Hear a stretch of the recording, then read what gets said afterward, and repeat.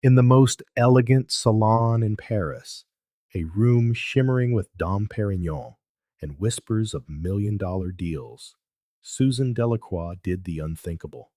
Before 200 of Europe's most powerful entrepreneurs, she met the tempestuous gaze of Laerte Santorini, the Brazilian CEO who had never heard the word no, and pronounced that forbidden syllable with the clarity of a bell. The silence that followed was as sharp as the baccarat crystal he shattered in his hand. In that moment, between the scent of French roses and the aroma of wounded male pride, an obsession was born that would change two destinies forever. Because some men, when publicly humiliated by the only woman they might ever truly love, do not retreat, they attack. And Susan was about to discover that challenging Laerte Santorini was like provoking a wounded lion, dangerous, unpredictable, and utterly addictive. The Le Maurice Hotel thrummed with the intoxicating energy of power and wealth. Deep within its Pompadour salon, adorned with gilded mirrors and 18th century frescoes, the international business elite celebrated yet another of Laerte Santorini's conquests. The man who had transformed a small Brazilian family business into the world's fifth largest conglomerate watched his audience like a conductor before an orchestra.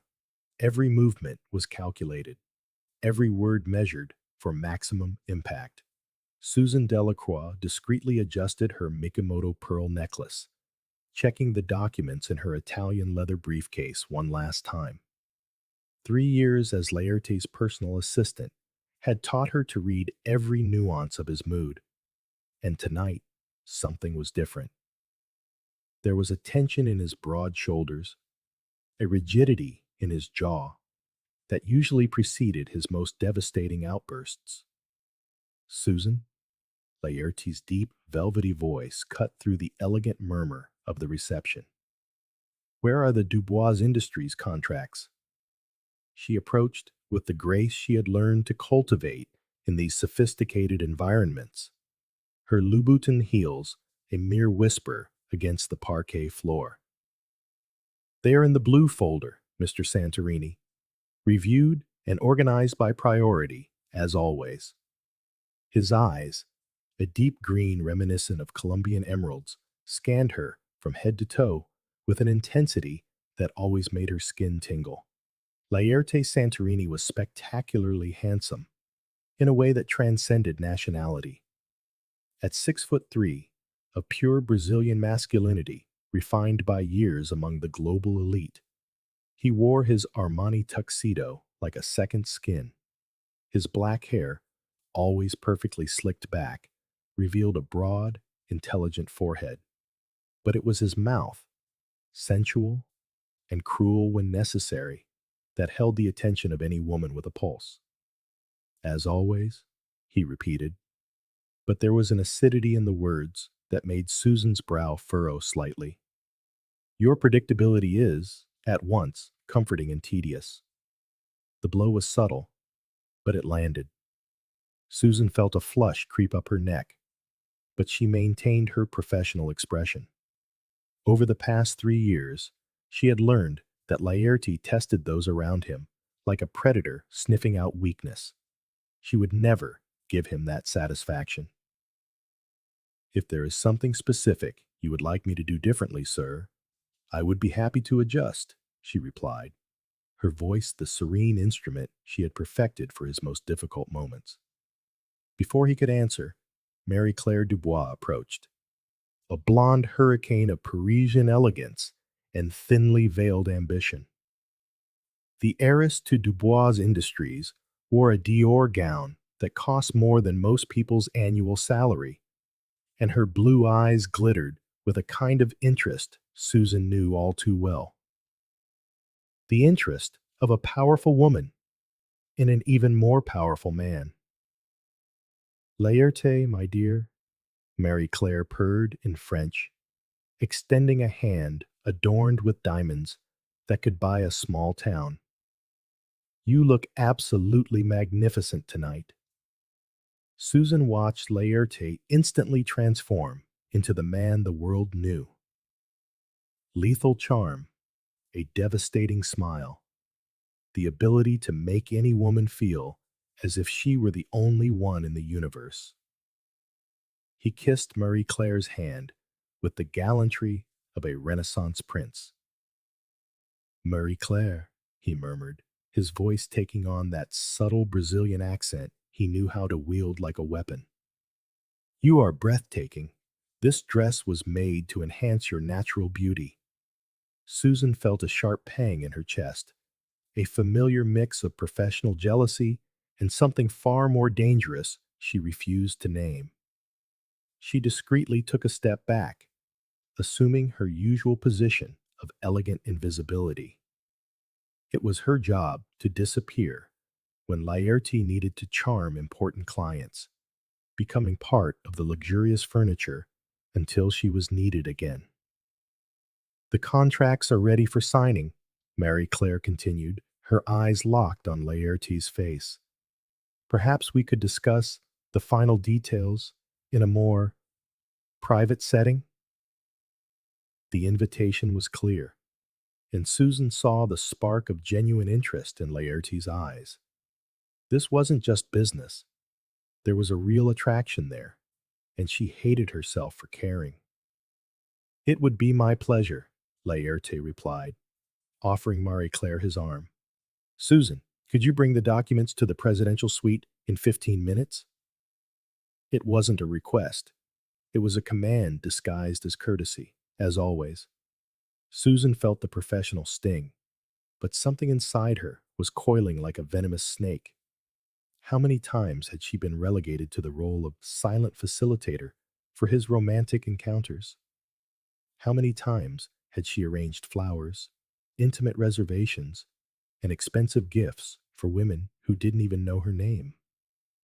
Watching them walk away, Laerte imposing and Marie Claire plastered to his arm like a second skin, Susan felt a wave of exhaustion that had nothing to do with the long hours.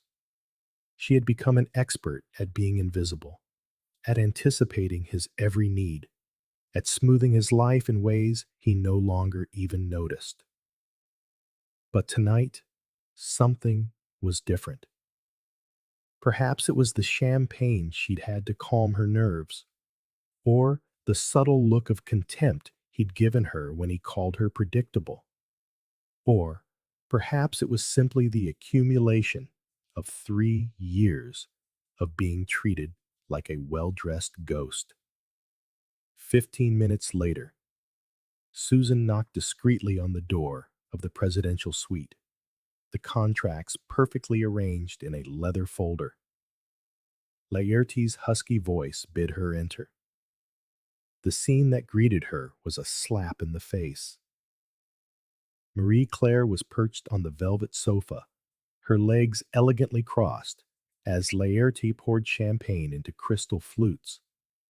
There was an intimacy in the air that made Susan feel like an intruder. Ah, Susan.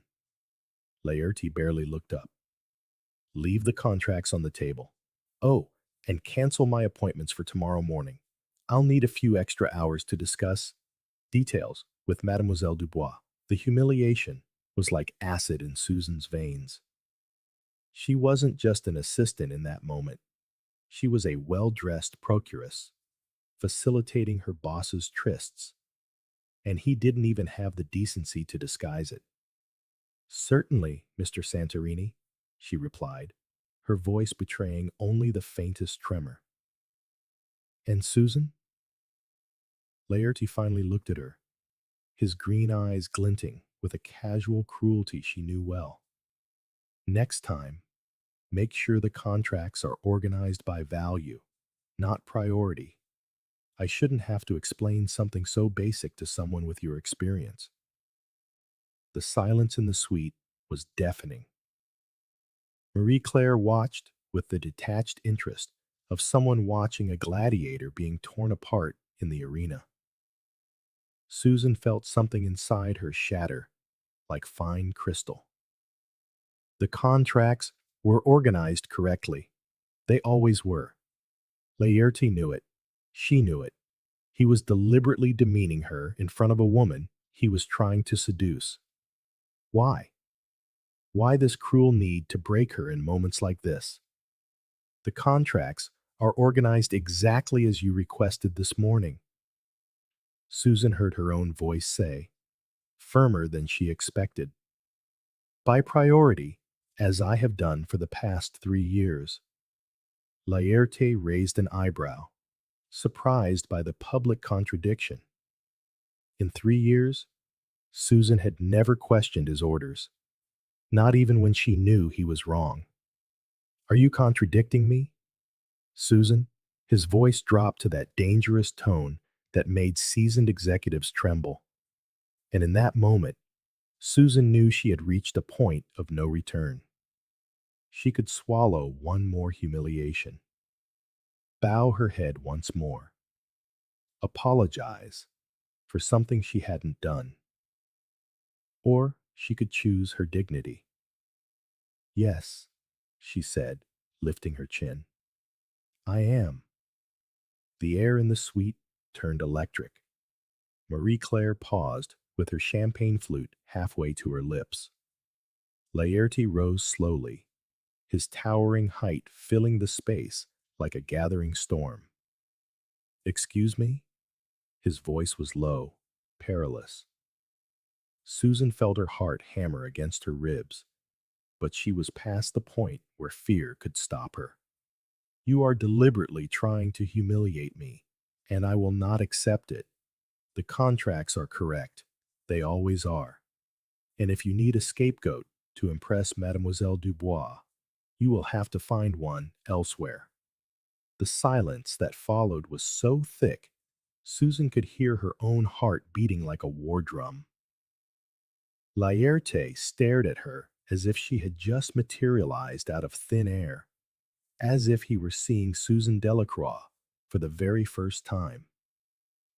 You're fired, he said finally, his voice cutting like a razor.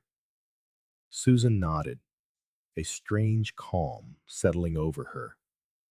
Very well. My 2 weeks' notice begins tomorrow. No, now. Get out of my sight.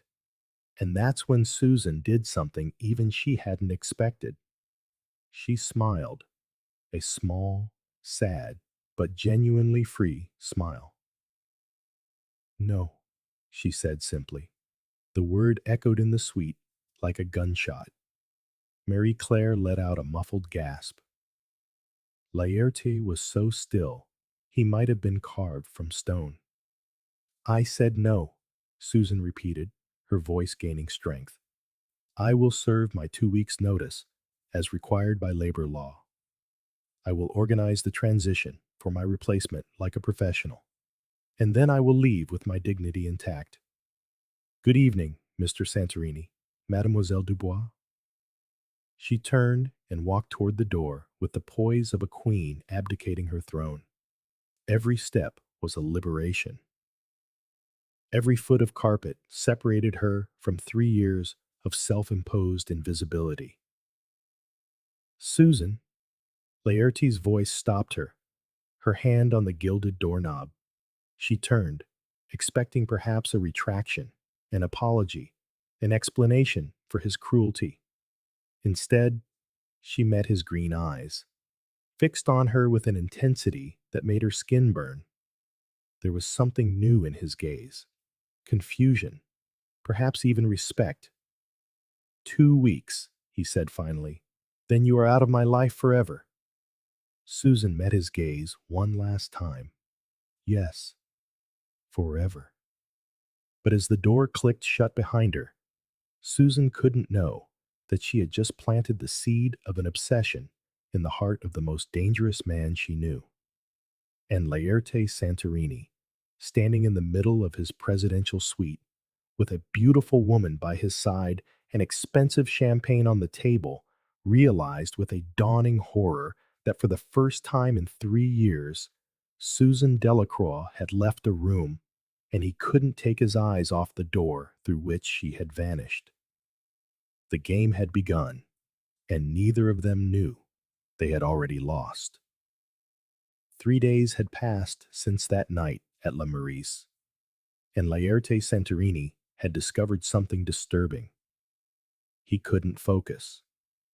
Seated in his penthouse on Avenue Foch, a 19th century mansion converted into a luxury residence with a panoramic view of the Arc de Triomphe, he watched Susan work through the glass walls of his private office.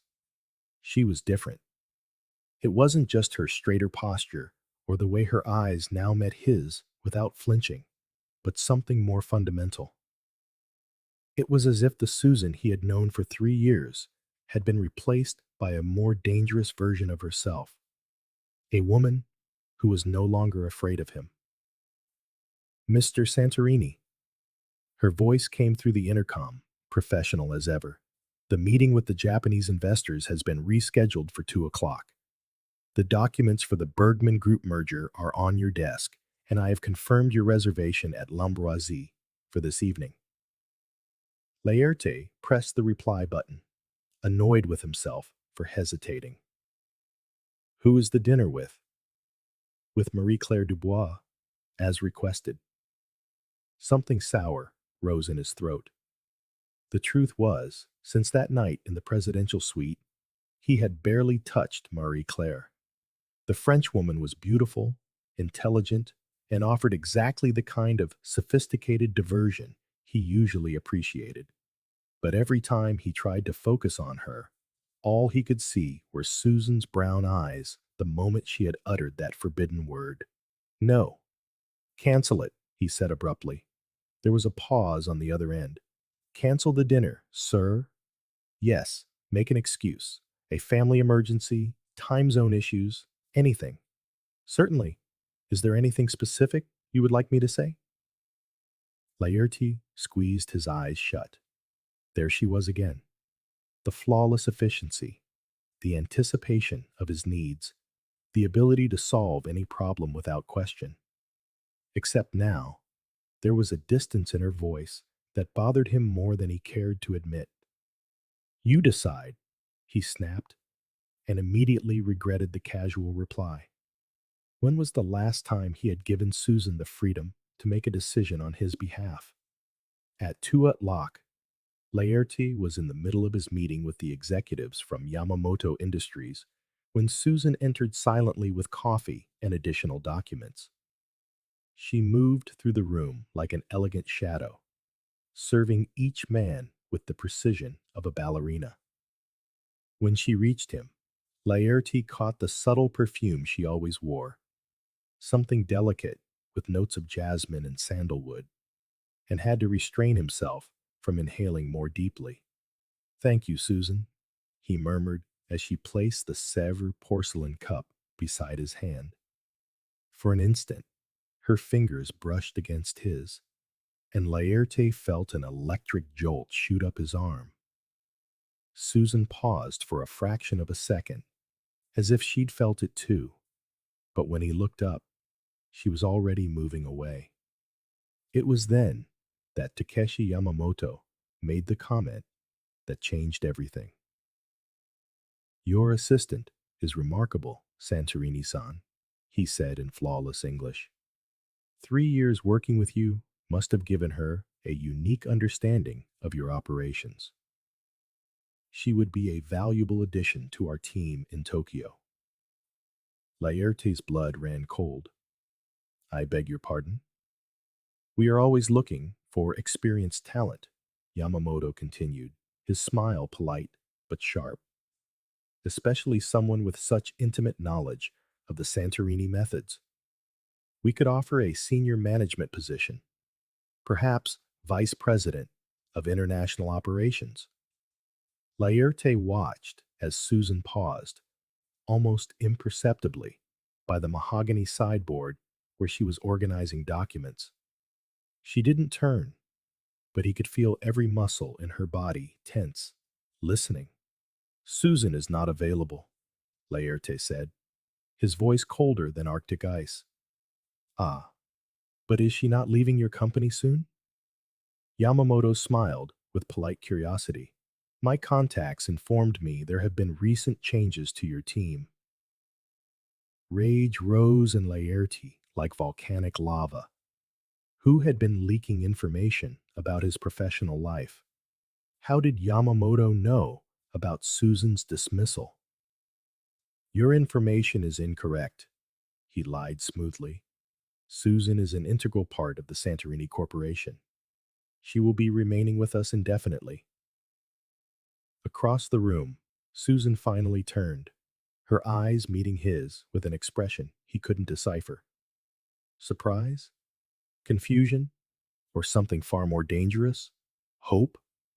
What a pity, Yamamoto continued, oblivious to the rising tension.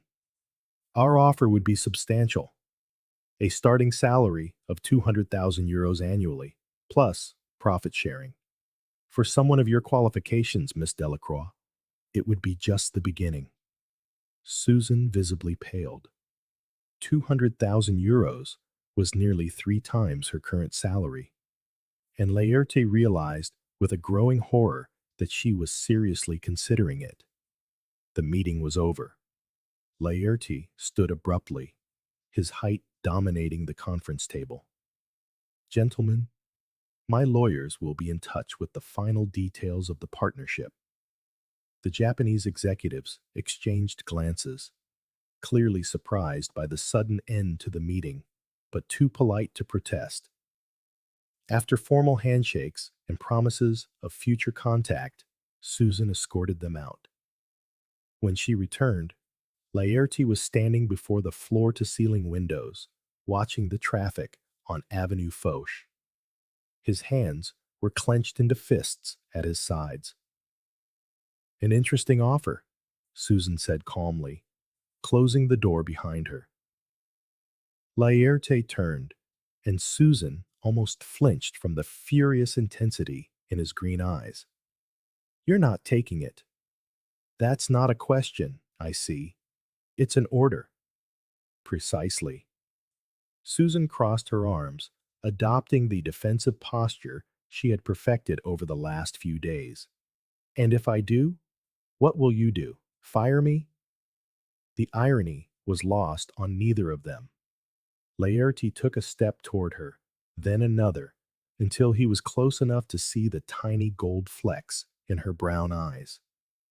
You won't accept it, he repeated, his voice low and dangerous.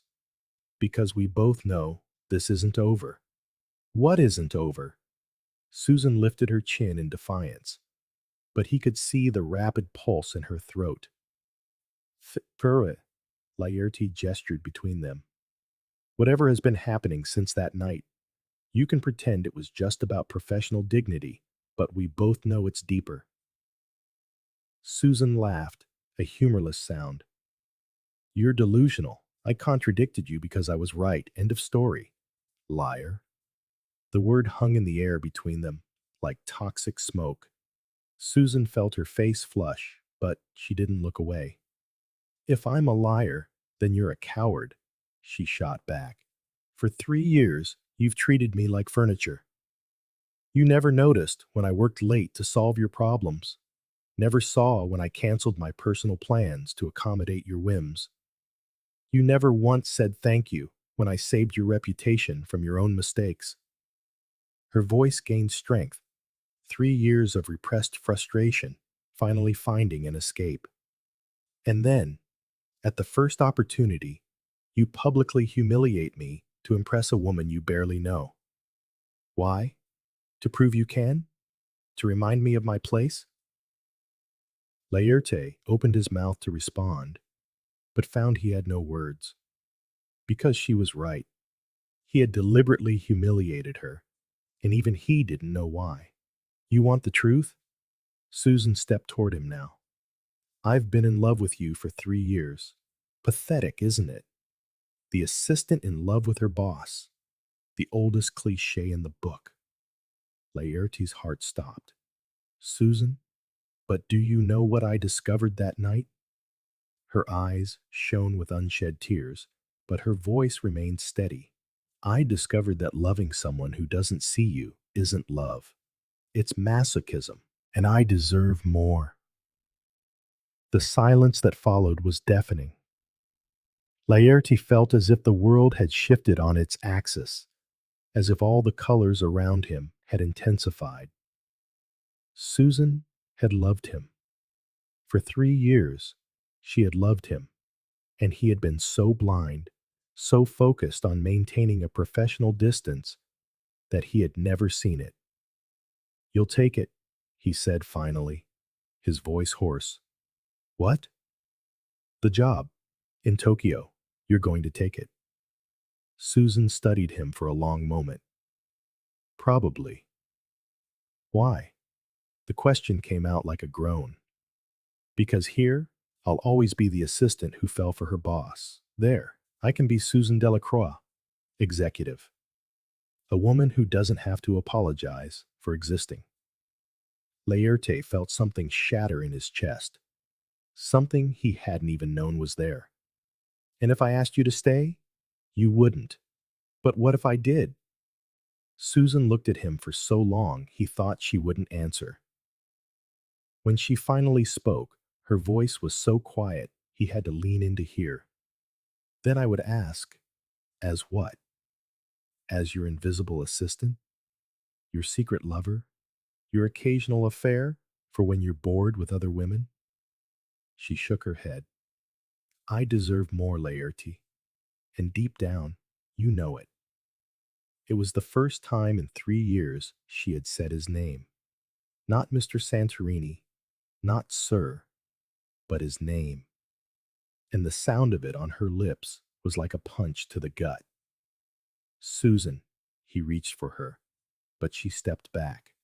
"Don't. Not now. Maybe not ever."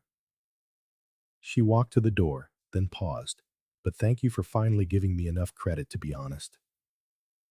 When the door closed behind her, Laerte stood motionless for several long minutes. Then, with a roar of frustration, he slammed his fist into the glass wall, hard enough to spiderweb it with cracks. 3 floors below, Susan locked herself in the women's restroom and finally let the tears fall. She had lied to him. It was half truth, half self-preservation, because the whole truth was far more terrifying. She still loved him, even after everything, even knowing he would never see her as more than a competent employee. Her treacherous heart still hammered when he walked into a room. But love wasn't enough.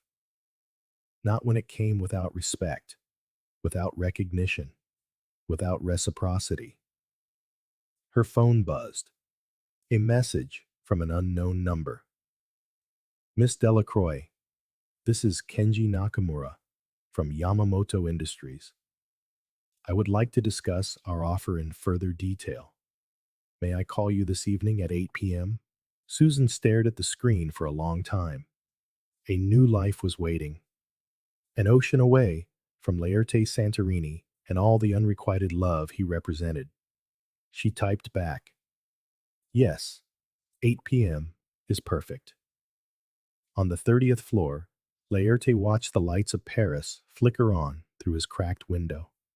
For the first time in his adult life, he had found something his money couldn't buy, his power couldn't command, and his charm couldn't win.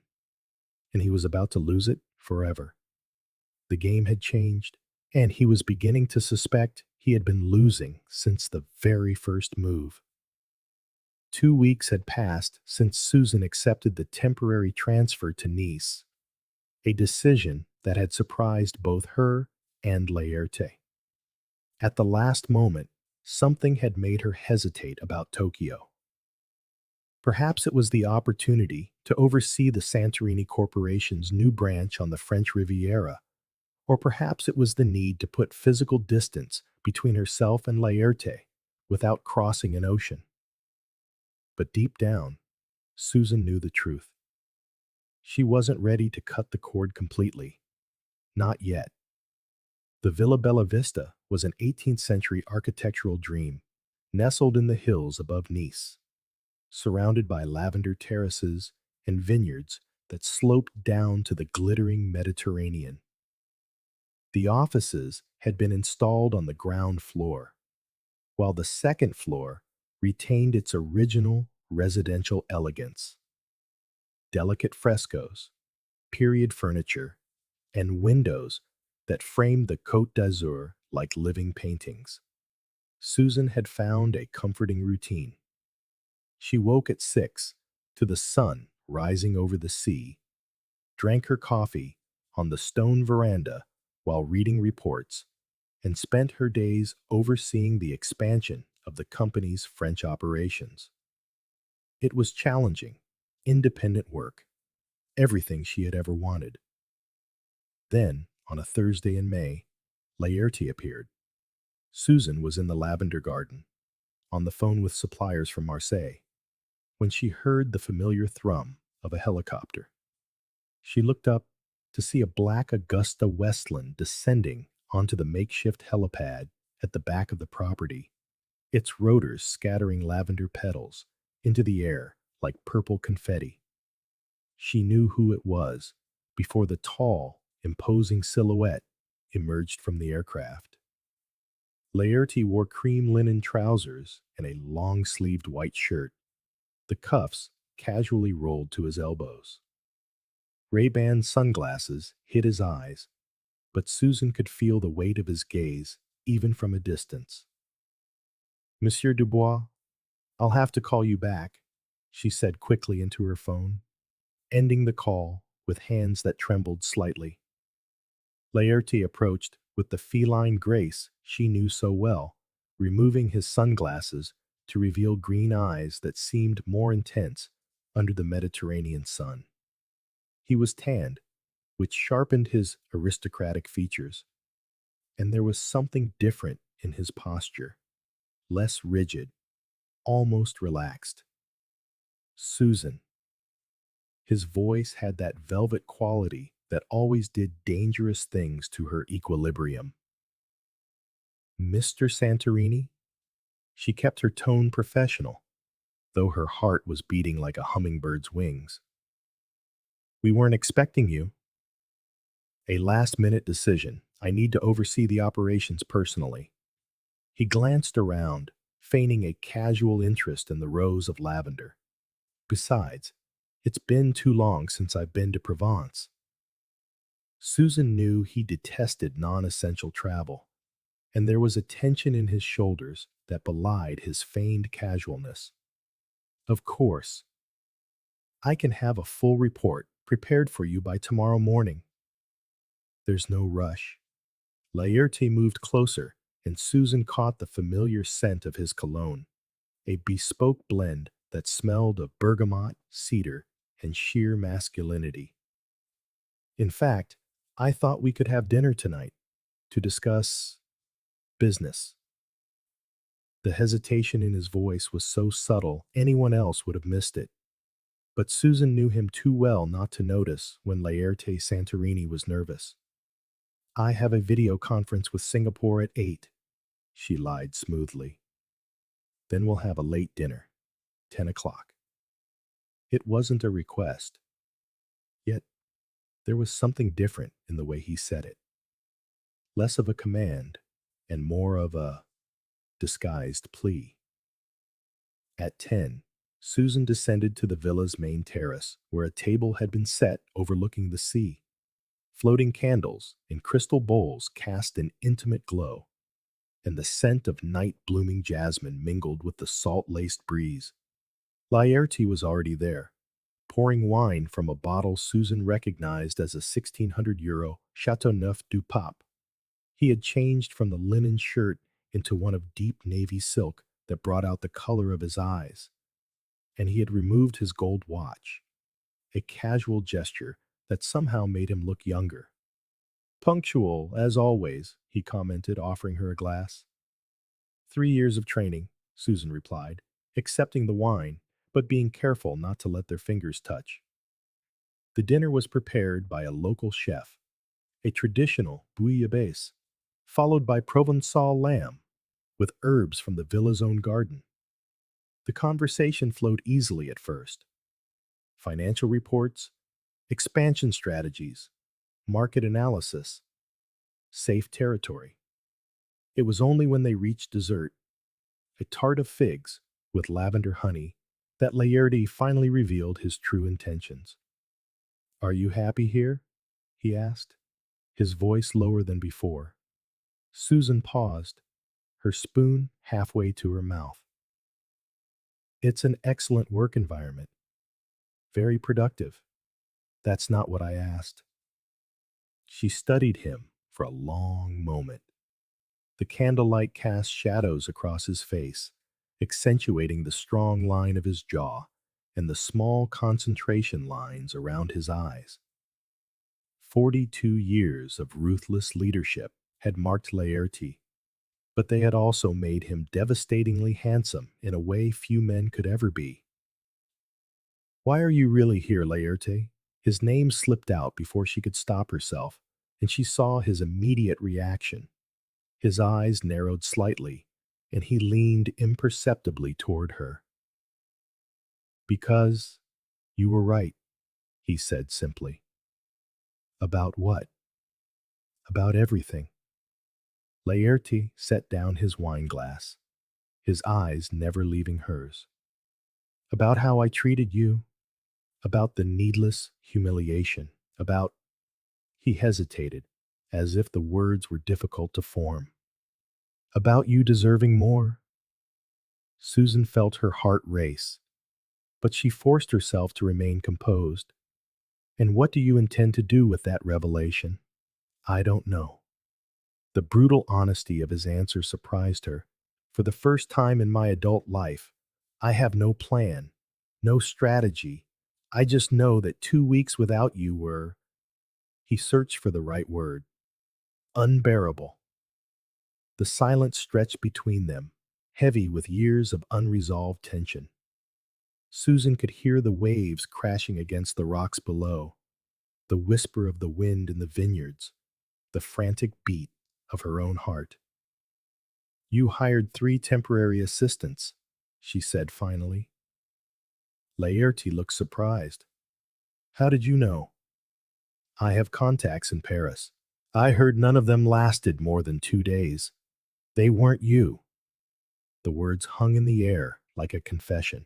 Susan felt something clench painfully in her chest. Hope mixed with fear, desire tempered by self-preservation. And what exactly does that mean? Laerte stood, moving around the table until he was behind her chair. Susan could feel the warmth of his body, the intoxicating scent of his cologne. It means I couldn't concentrate because I kept hearing your laugh in the hallway. But you weren't there. His voice was low.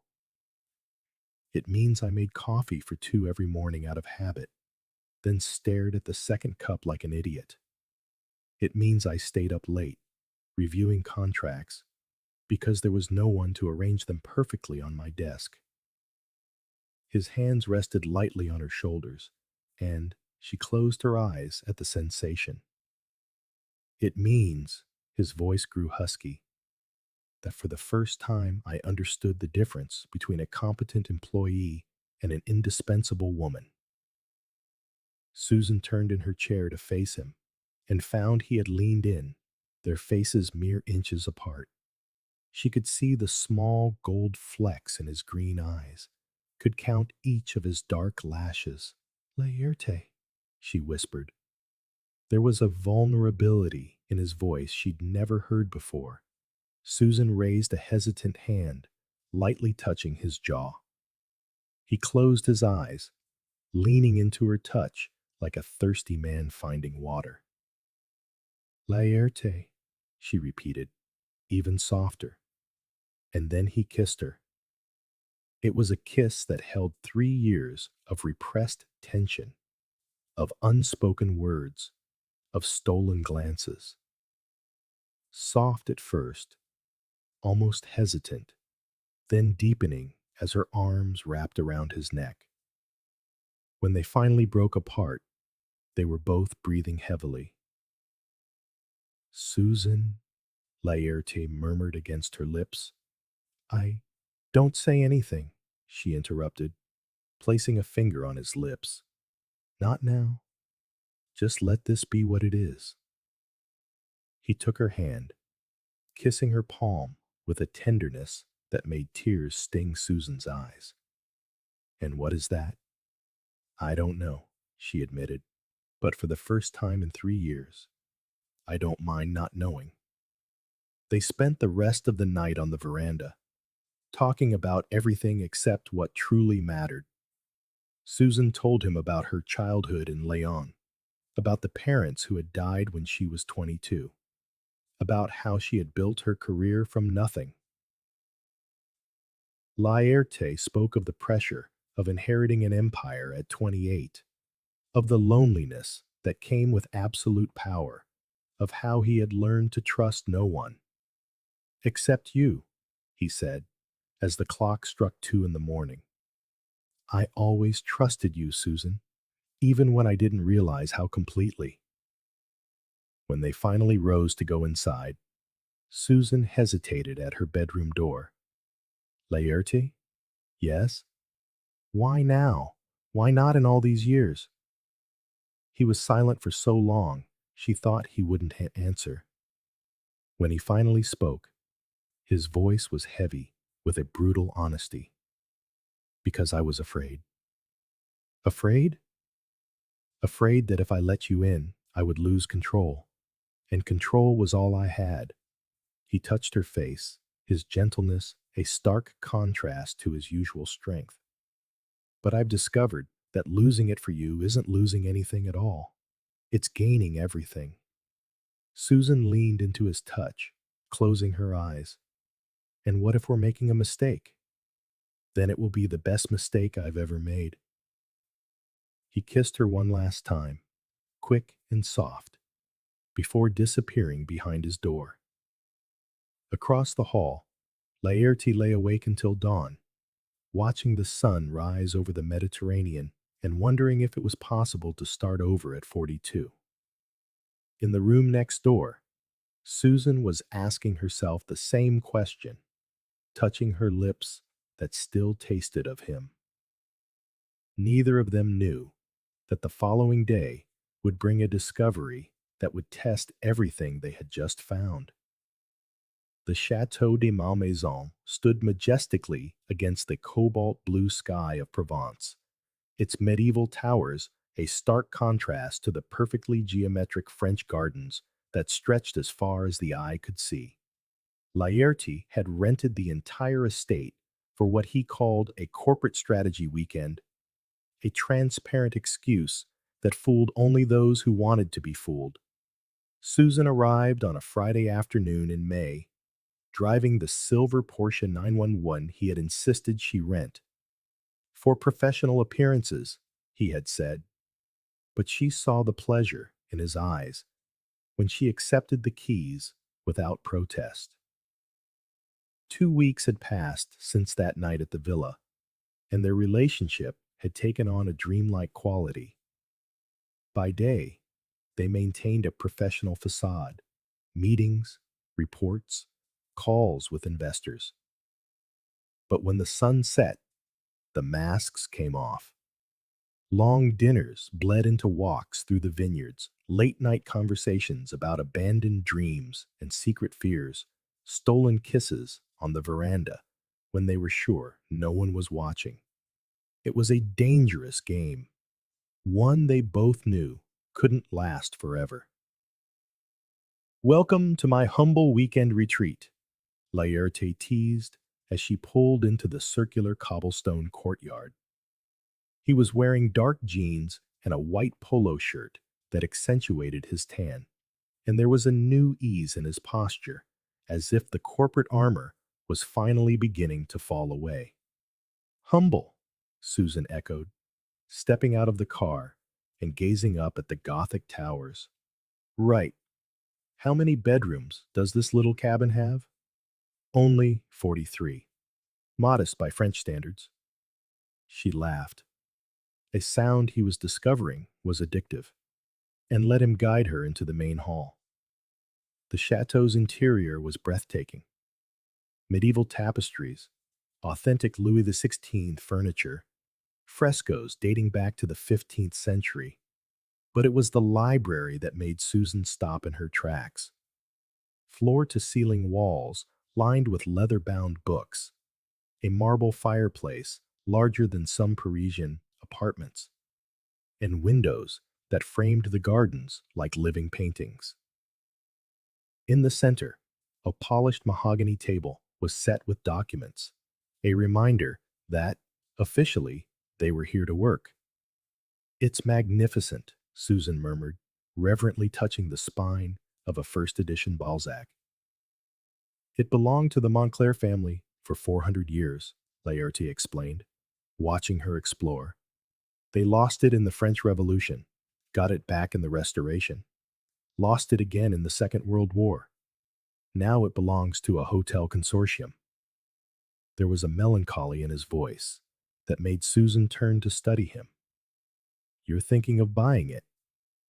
It wasn't a question. She knew him well enough to read the signs. Maybe. He moved closer, stopping just short of her. Depends if I'd have a reason to spend time here. The subtext was clear, and Susan felt her heart quicken.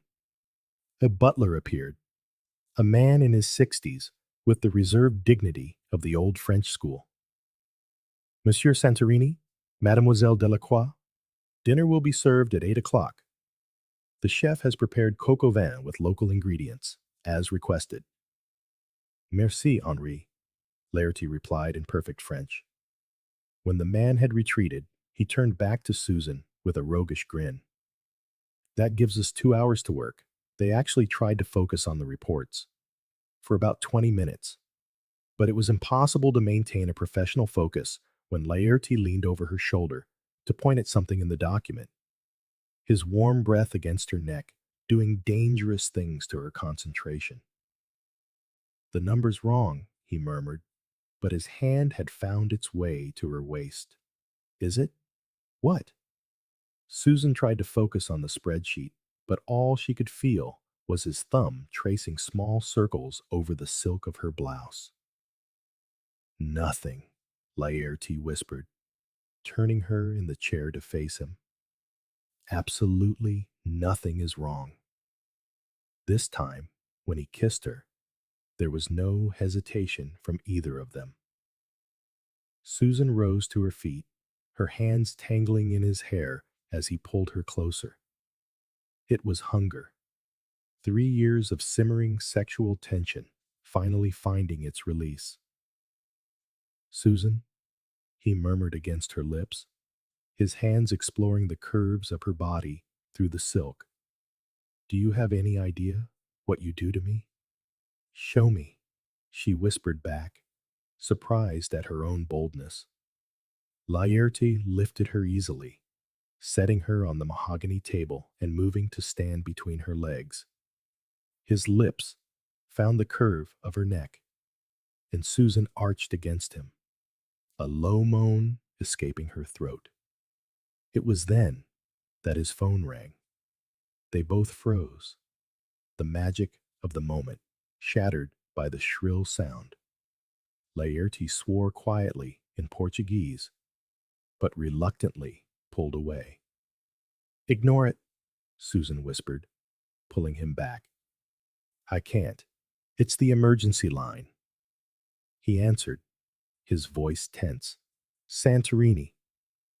Susan watched his expression shift from irritation to surprise, then to something that looked dangerously close to panic. When did it happen? He asked, running a hand through his hair. And you're sure? Yes, I understand. No, don't do anything until I get there. I'll take the first flight.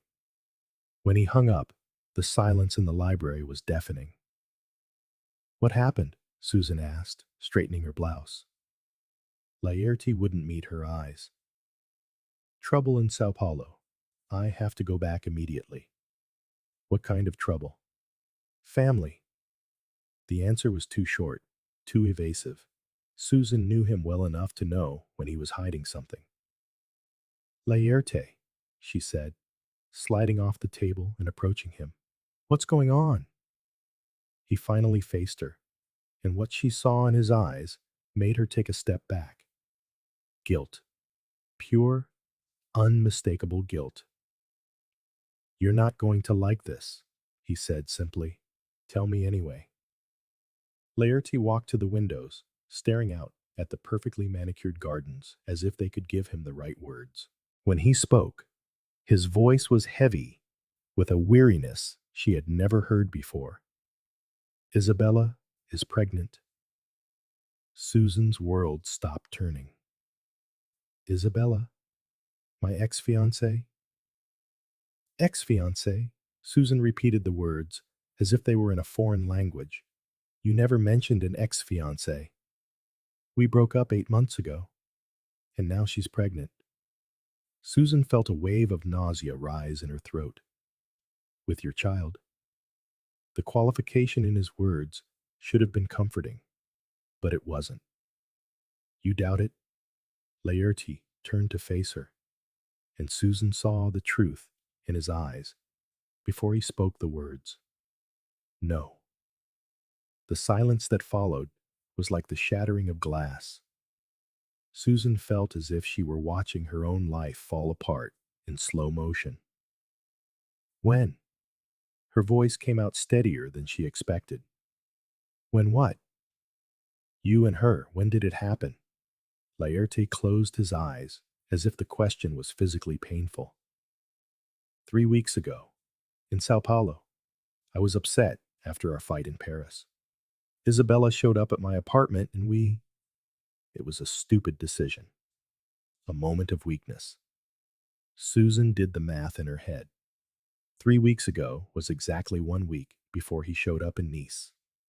1 week before everything they had shared. The intimate dinners, the late night talks, the kisses that had tasted like a promise. 1 week before you came looking for me, she said, her voice dangerously calm. Susan, a week before you told me you couldn't live without me. Before you made me believe that. She trailed off, unable to finish. It wasn't a lie, Laerte said, desperately, taking a step toward her. Nothing I said was a lie.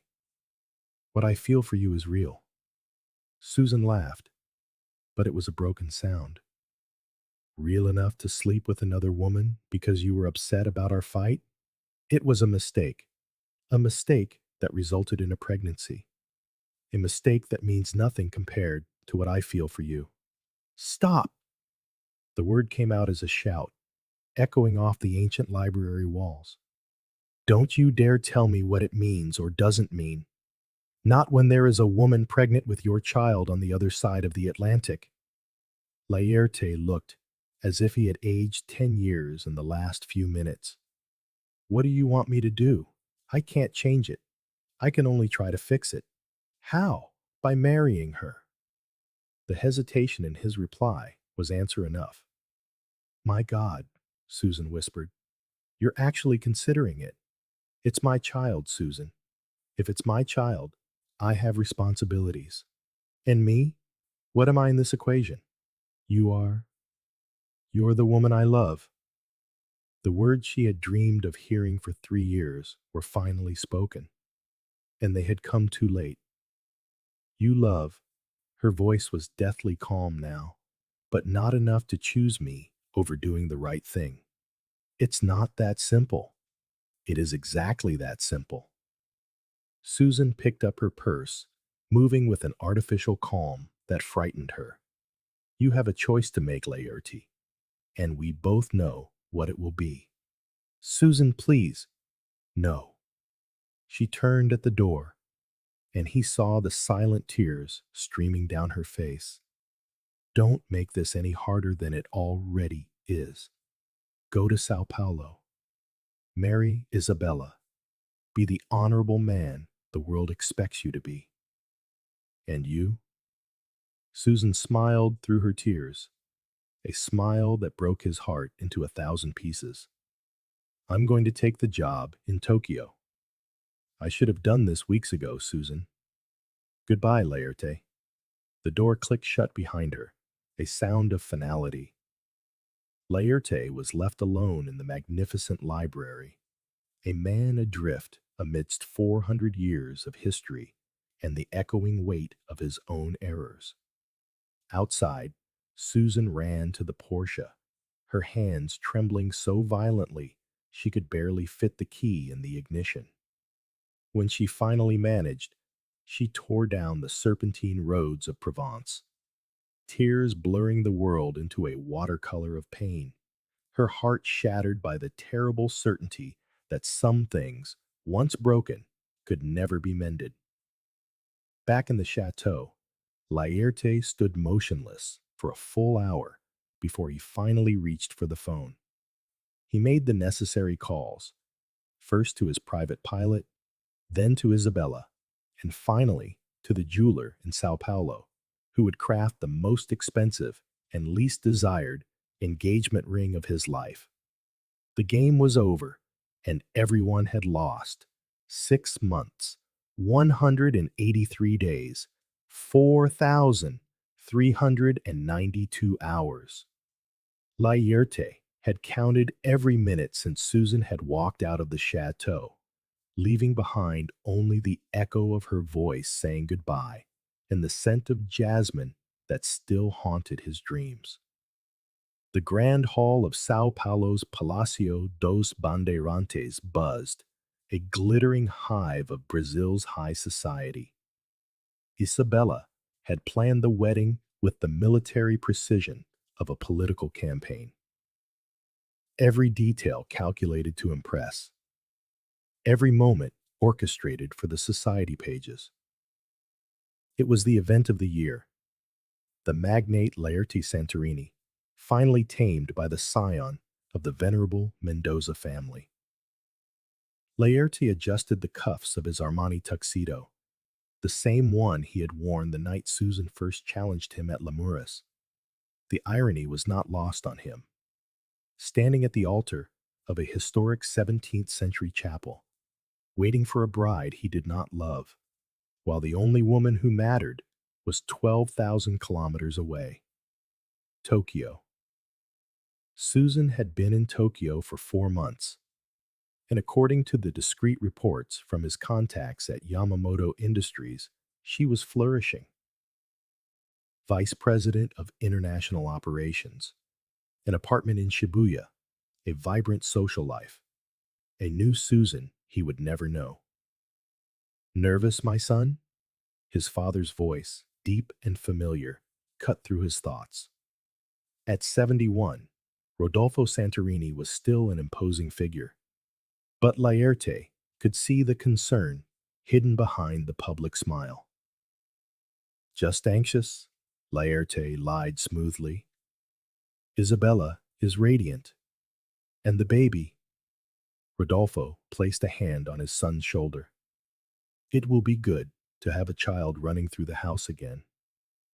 The baby. Laerte's hand instinctively went to the jacket pocket where he kept the latest ultrasound. 5 months along. A boy. His son.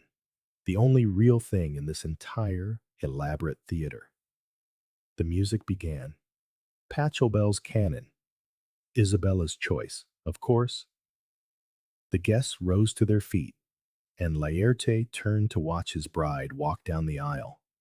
She was a vision in French lace and Venezuelan pearls. Isabella Mendoza was, objectively, stunning. Her dark hair was swept into a classic chignon, her olive skin flawless. The Oscar de la Renta gown flowed around her still delicate silhouette. But when she smiled at him, a smile perfectly calculated for the cameras, all Laerte could see was another smile. A genuine, slightly crooked one, belonging to a brown-eyed woman who had loved him when he didn't deserve it and challenged him when he needed it most. You look beautiful, he murmured as Isabella reached the altar, because it was what was expected of him. Thank you, she replied, but her eyes held a triumphant glint that unsettled him. as if she knew exactly what prize she had won. Father Martinez began the ceremony with the solemnity that 300 years of Catholic tradition demanded. Laerte heard the familiar words of eternal love and sacred commitment, but his mind was elsewhere, in a villa surrounded by lavender fields, at candlelit dinners overlooking the Mediterranean, in late-night conversations about secret dreams and fears. Laerte Miguel Santorini, the priest's voice cut through his reverie. Do you take Isabella Carolina Mendoza to be your lawfully wedded wife? To have and to hold, in sickness and in health, until death do you part? The silence stretched for a beat too long, seconds that felt like an eternity. Laerte could feel the eyes of 300 guests upon him, could see Isabella's brow begin to furrow with a flicker of concern. I, he began, then stopped, because in that moment, through the grand glass doors of the hall, he saw an impossible sight. A familiar figure, striding across the palace courtyard, her brown hair catching the December sun. For one insane instant, his heart stopped completely. Susan? But no, of course it wasn't her. Susan was in Tokyo, living a new life, probably with someone new. Someone who had valued her from day one, who would never make her choose between love and dignity. Mr. Santorini? The priest prompted gently. Laerte closed his eyes, took a deep breath, and opened his mouth to speak the words that would seal his fate. No. The word echoed through the hall like a gunshot. Shocked murmurs erupted from the guests.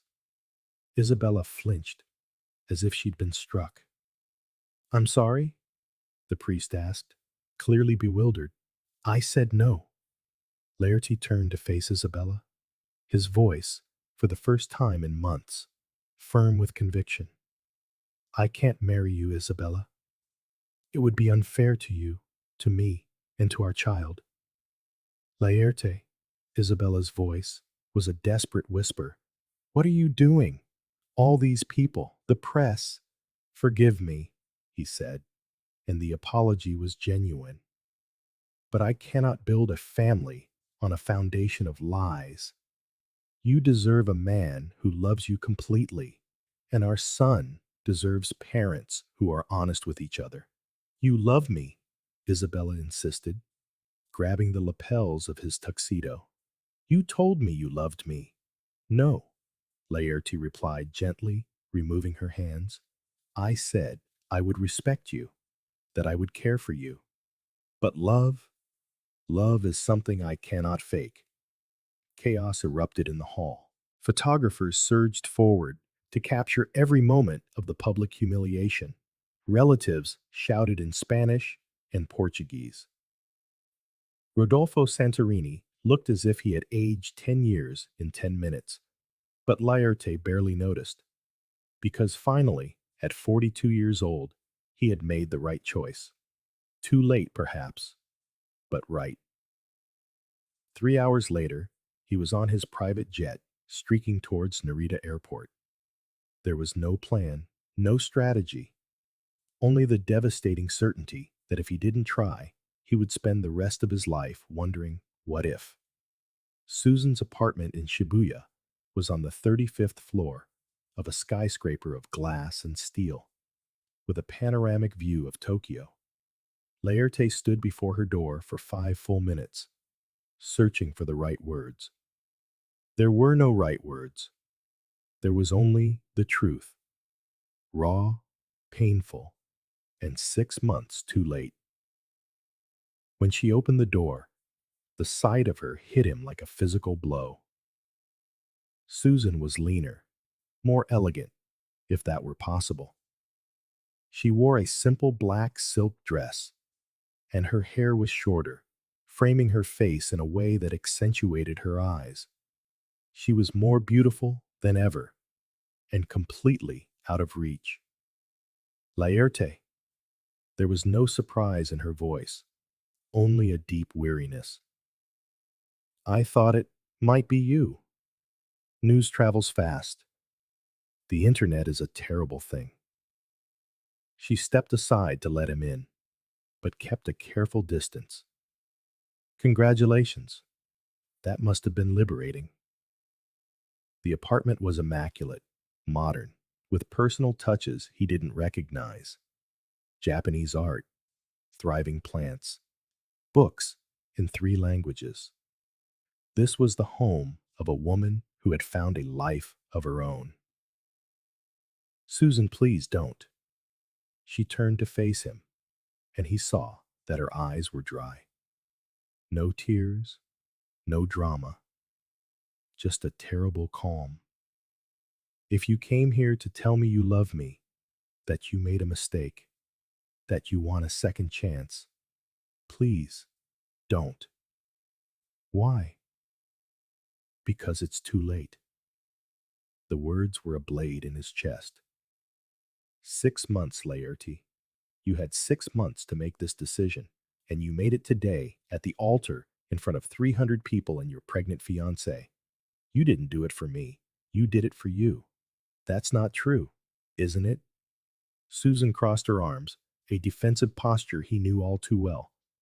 Did you not think of me once during all those months? Did you not wonder if I was happy, if I was hurting, if I had moved on? His silence was answer enough. You thought about it, she continued, but it wasn't enough to make you act, not until today.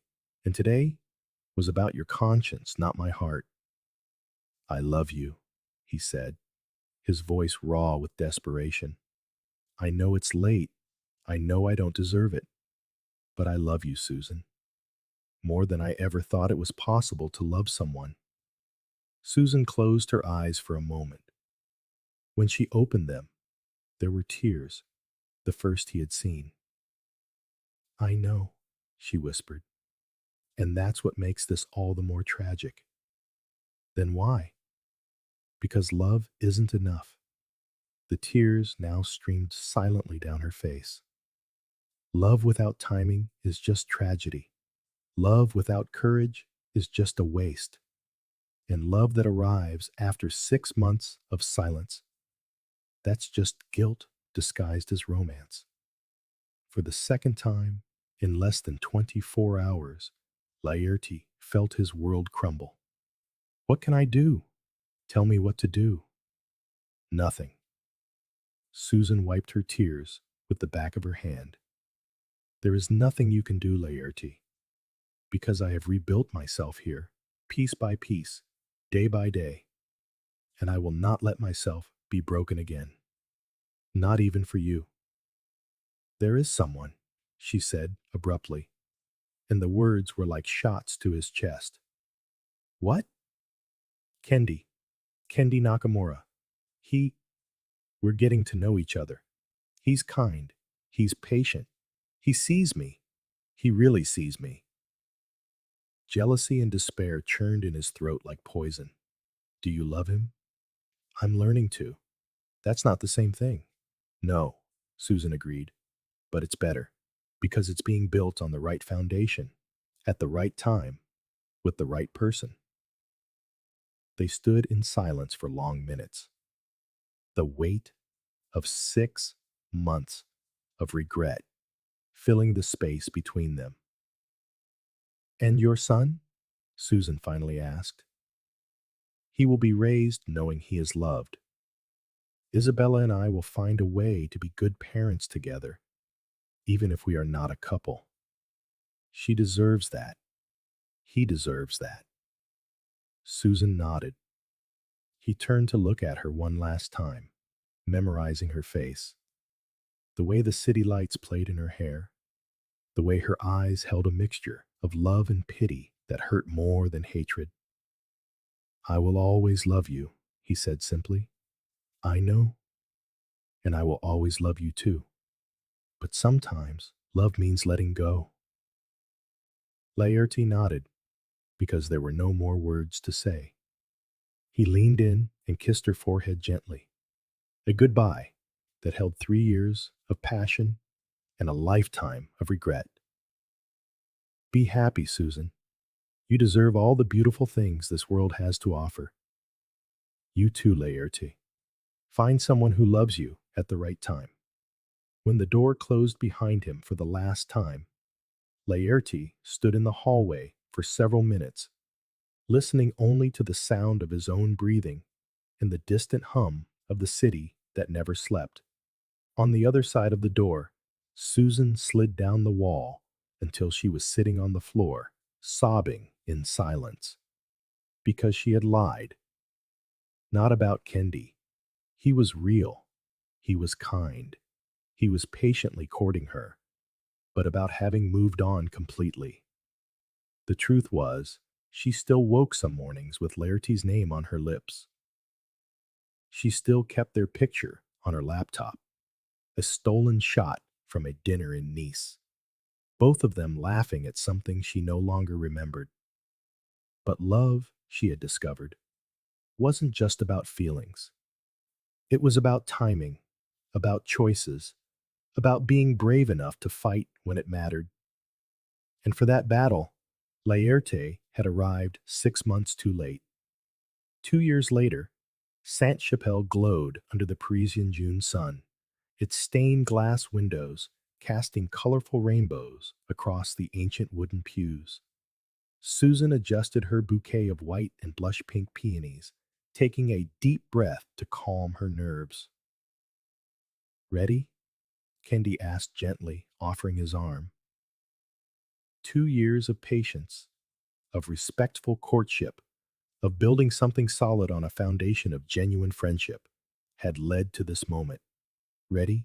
She replied. And for the first time in a very long time, she meant it with her whole heart. Across the city, Laerte watched his 18-month-old son take his first wobbly steps across the garden of his new home. Miguel, named for his grandfather, had his father's green eyes and his mother's determined spirit. Isabella, who had married a Spanish diplomat 6 months after the scandal, watched with a smile as the two most important men in her life played on the grass. He has your rebellious streak, she commented, her voice free of resentment. Time had healed the public humiliation. God help us, Laerte laughed, catching Miguel as the boy stumbled. A rebellious Santorini is trouble for the whole world. His phone buzzed with a news alert.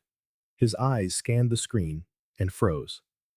Susan Delacroix, VP of Yamamoto Industries, marries Kendi Nakamura in an intimate Paris ceremony. For a moment, Laerte couldn't breathe.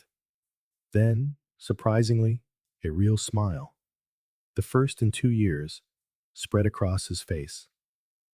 Dada? Miguel babbled, touching his face with curious little hands. It's all right, little one, Laerte murmured, kissing his son's forehead. Sometimes, the people we love find their happiness, even when it isn't with us, and that is a beautiful thing. That night, he wrote a letter he knew he would never send. My dearest Susan, I heard you were married today. I hope it was everything you ever dreamed of. A ceremony filled with true love, at the right time, with the right man. You were right, as you always were. Love without timing is a tragedy, but love that finds its moment, that is magic. Be happy. You have always deserved nothing less. With eternal love, Laerte. Meanwhile, in Tokyo, Susan Nakamura smiled at her new husband across the table of an intimate restaurant, her wedding band catching the flickering candlelight. His name was Candy, and he was telling a funny story about their planned honeymoon in Kyoto. And Susan laughed, a genuine sound, free from the shadows of the past. But later that night, as Candy slept soundly beside her, she found herself staring at the ceiling, whispering a silent prayer of gratitude. Gratitude for having been brave enough to say no when it mattered most. Gratitude for being strong enough to rebuild when her world had crumbled. And yes, even gratitude for Laerte, because loving him, losing him, and surviving him had taught her exactly what she was worth. In the end, love had not won. Something better had triumphed: dignity. And sometimes, the discovery of that alone is enough to build a lifetime of happiness upon.